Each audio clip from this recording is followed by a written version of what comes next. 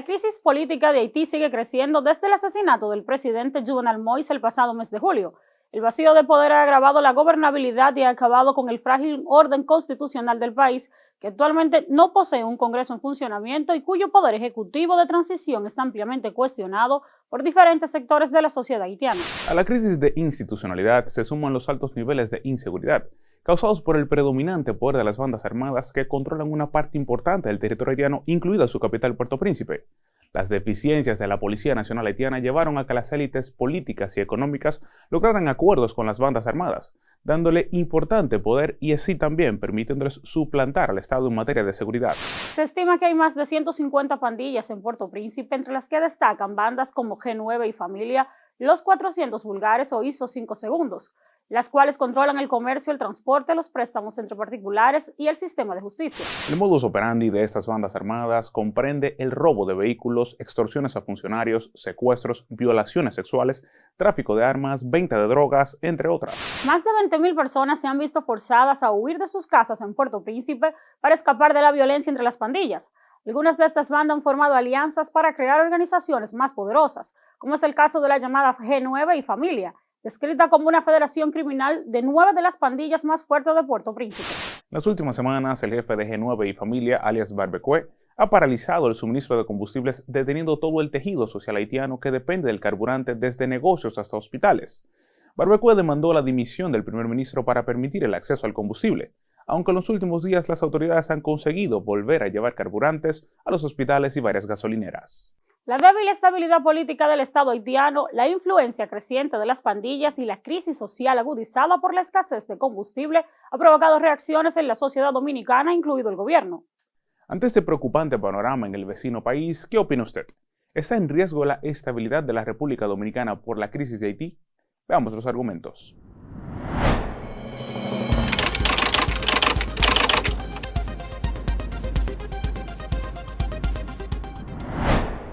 Dada la respuesta de diversas instituciones públicas, es evidente que el gobierno dominicano considera la crisis de Haití como un posible factor de inestabilidad para República Dominicana.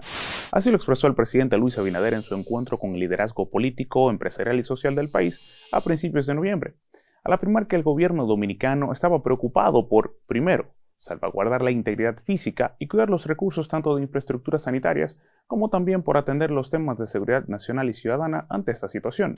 Durante la reunión, el mandatario explicó las acciones gubernamentales implementadas para asegurar la integridad territorial y la soberanía del Estado dominicano. Más de 12.000 hombres fueron diseminados en toda la frontera desde Montecristi hasta Pedernales. Activación de la Operación Gavión, con la que se ordenó el reforzamiento de la seguridad en la frontera terrestre, aérea y marítima. El Consejo Nacional de Migración ordenó la regularización de trabajadores extranjeros en un plazo de 3 meses a todas las empresas y empleadores, advirtiéndoles: los reglamentos del Código Laboral establecen que en el país el 80% de empleados de una empresa deben ser dominicanos y el restante 20% extranjeros. De igual forma, se impidió el ingreso al país de mujeres extranjeras a partir de los 6 meses de embarazo, considerado esto una carga irrazonable para las finanzas públicas. Suspensión del programa especial de visa a estudiantes haitianos y suspensión de la renovación automática a los estudiantes con visado en territorio dominicano. Esta medida busca evitar que filtren miembros de banda, auditar el Plan Nacional de Regularización para determinar si las personas incluidas califican. Más de 200.000 extranjeros fueron inscritos, la mayoría haitianos. Se limitó solo a casos de emergencia el acceso a los hospitales públicos de todo el país a los inmigrantes irregulares. Esas medidas encontraron el respaldo de legisladores del partido de gobierno y sus aliados, así como también de partidos de la oposición, como los senadores Virgilio Sedano y Rogelio Henao. Por su parte, la vicepresidenta ejecutiva de la Asociación de Industrias de la República Dominicana, AIRD, Circe Almanzar, consideró que la situación de inestabilidad en Haití puede impactar mucho y agregó que el gobierno debe ser muy cauteloso y tomar las acciones del lugar para evitar que eso represente problemas de seguridad.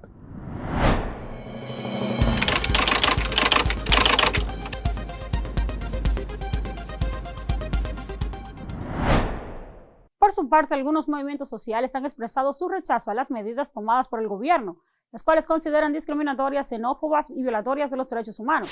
Para Ingrid Gómez, representante del Movimiento Socialista de Trabajadoras y Trabajadores, las medidas gubernamentales adoptadas recientemente no buscan garantizar la seguridad del país, sino desviar la atención de temas que cuestionan al gobierno, tales como el aumento del costo de los alimentos y los combustibles, la reducción del presupuesto de salud, el aumento de la tarifa eléctrica y el contenido antidemocrático del proyecto del Código Penal, entre otras.